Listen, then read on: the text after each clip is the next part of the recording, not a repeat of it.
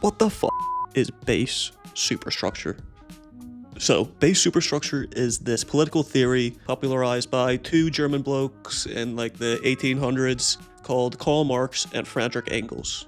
It attempts to describe the general method that society uses to produce itself and reproduce itself. It starts off with a material base which describes how we produce our necessities and like the general things we need to live in society, like, food, transport, Wi-Fi. Then it moves on to the superstructure, which describes how we make sure we can continue to reproduce those conditions.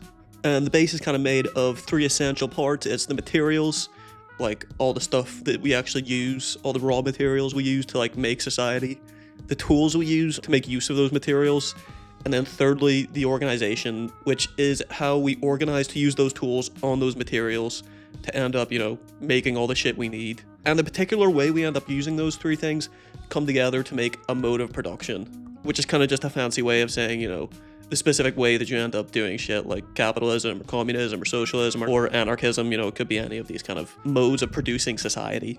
And the mode of production is the coming together of all those material things that actually help us create society.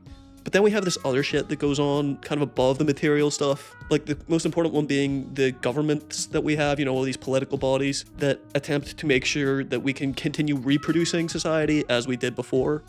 And then even below that, we have, cultural institutions and cultural products, like all the movies, all of the books, all of the memes. People would generally say that the superstructure stuff, like the political bodies, the legal bodies, all the cultural stuff ends up being just this kind of reflection of the mode of production. It kind of comes afterwards.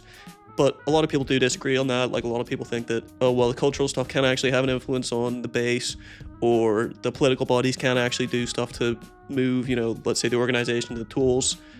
So it's a complicated thing. Like, not many people agree on one single way of doing it. But it's kind of useful to know, just because then you can kind of start looking at society in maybe a bit of a different way in terms of how we end up producing and reproducing stuff.